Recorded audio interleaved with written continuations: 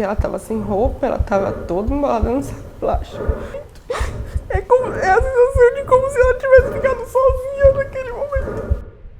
Eu tinha medo de morrer. Quando eu liguei pra minha irmã, eu falei assim, ó, eu tô mal. Ainda falei pra ela, não deixa eu morrer sozinha aqui. O dia 11 de março de 2020 está marcado na história da humanidade, onde o mundo viveu a sua pior crise, a pandemia do Covid-19. Estamos profundamente preocupados, tanto com os níveis alarmantes da transmissão e gravidade, quanto com os níveis alarmantes de inatividade. Fizemos então a avaliação de que Covid-19 pode ser considerada uma pandemia. Depois deste anúncio, o mundo começou uma batalha pela vida e contra um inimigo quase que invisível, de tal forma que mais de 6.866.421 pessoas morreram por conta da pandemia em esfera global.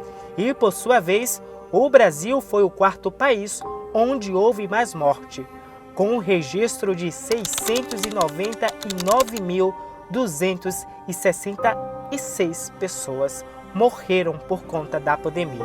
Por sua vez, Santa Catarina registrou 22.703, ficando na 14ª colocação de mais mortes no país. Desde março de 2020, o mundo foi forçado a novos hábitos e a se acostumar com a ameaça trazida por um vírus letal.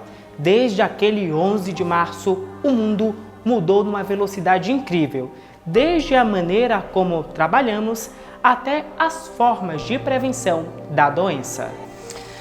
A pandemia para os profissionais de saúde foi uma situação em que foi bastante difícil, a gente não teve muita escolha porque enquanto todo mundo ia para suas casas, a gente foi para a linha de frente, né?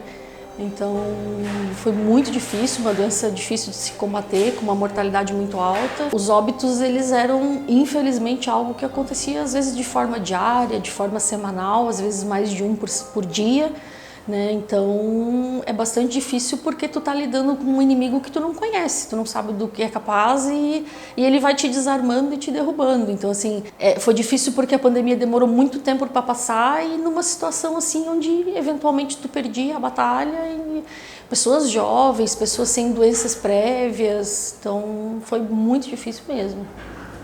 E uma grande dificuldade porque as pessoas, como elas ficavam graves muito rápido. Qual era a lembrança que esses familiares tinham, né, desses pacientes? Eles entrando, caminhando aqui no hospital. E no início não se tinha a visita, não se tinha aquele contato com o paciente, então eles só viam o paciente entrando aqui caminhando e depois em óbito. Né? No início também a questão do velório, ali teve toda aquela restrição para proteger o corpo, para não contaminar os demais, então tinha toda uma questão diferente do preparo do corpo pós-morte. Então acredito que tenha sido uma coisa bastante difícil, tanto para nós quanto para o próprio familiar, né? Em aceitar aquela morte pela questão psicológica mesmo. Pensando nisso, a gente fez uma árvore da vida, né? Representando todas essas vidas que a gente salvou, que esteve aqui com a gente, passou pelas nossas mãos. Então a gente montou essa árvore da vida na nossa emergência, simbolizando isso. Cada folhinha delas significa uma vida salva pela HRA na pandemia. Para quem sobreviveu à doença, ficou a sequela da recuperação e o verdadeiro ressignificado da vida. Tinha assim aquele pressentimento de morte, sabe?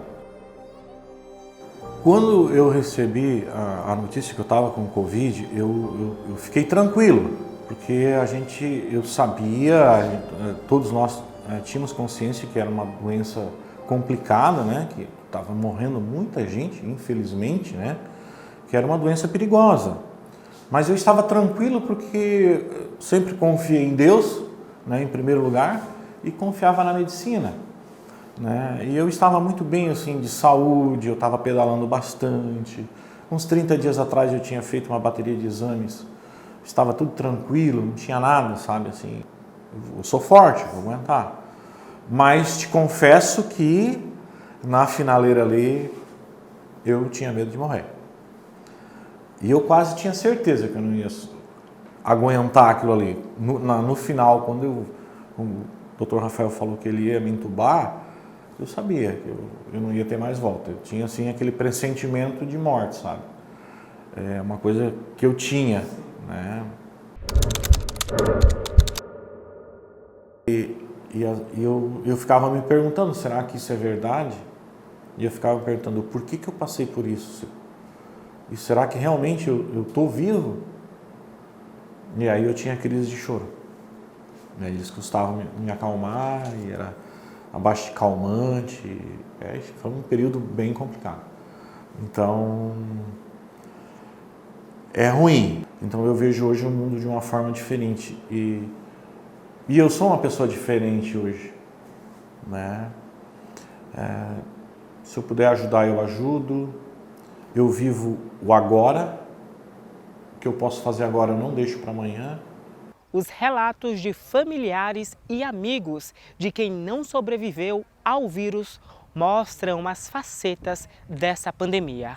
A dor de não poder abraçar alguém na hora da perda por conta do isolamento social e do risco de também estar infectado. E aí ela testou positivo e ela tinha uma filha com síndrome de Down que morava com ela também, e nenhuma das duas tinha um contato fora, sabe? Saía só se fosse necessário, mas até mercado, coisas do tipo, era uma tia minha que fazia para ela, e a gente não sabe como ela pegou. E aí elas começaram a ter o sintoma, elas duas simultaneamente começaram a ter os sintomas de tosse, muita tosse, aquela tosse seca, muito seca, aquela gripe, aquela molência no corpo. E aí fizeram o teste. Quando fizeram o teste, fiz aquele teste rápido de farmácia, deu positivo. E aí ela ficou umas 2 semanas, uns 3 dias dentro de casa, só com essa questão de tosse e etc. Depois disso começou a ficar com muita falta de ar, Foi quando ela foi para o hospital. A minha tia que morava com ela não foi somente ela. Ela foi para um hospital de campanha que estava tendo, porque os hospitais normais já estavam muito cheios. E aí ela foi para um hospital de campanha. E foi a última vez que ela foi para casa. Ela não voltou mais depois que ela foi. Eu acho que foi a pior parte, você parando assim para pensar a pior parte, porque eu lembro exatamente da cena do caixão. E acho que para qualquer família é a pior parte. Porque a gente pôde ir até o cemitério em si e ficar na porta. E aí eu lembro que minha tia pediu um caixão com um vidrozinho na frente pra gente poder ver ela. Porém, eu não sei se foi melhor ter visto ou não ter visto, porque ela tava sem roupa, ela tava toda embalada no saco plástico. E foi a pior parte, assim. Desculpa.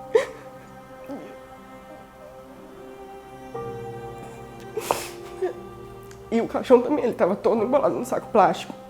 E aí quando eu fui pra dentro do cemitério mesmo, eles não deixaram entrar. E aí eu lembro de pedir pra moça pra entrar. Eu tava com um negócio de flores assim, ela falou, eu vou deixar só você, pra você poder levar essas flores. E aí foi. Eu entrei, né, eles colocaram e só tinham 5 pessoas. Eu, meu pai, a minha tia, o meu tio e os rapazes colocando, então não tinha ninguém lá naquele momento. É a sensação de como se ela tivesse ficado sozinha naquele momento. Desculpa.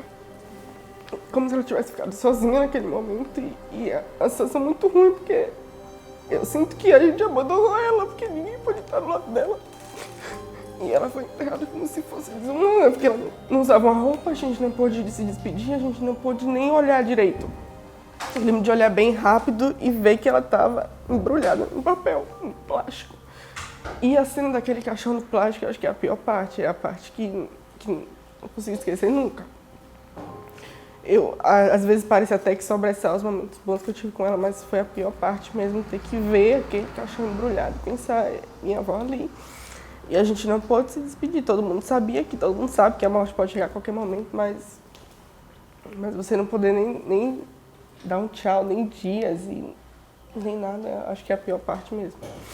A pandemia do Covid-19 deixou diversos traumas e fez a humanidade repensar sobre absolutamente tudo, desde o acordar até a forma de trabalhar, mas em especial de como cuidamos e tratamos as pessoas que amamos.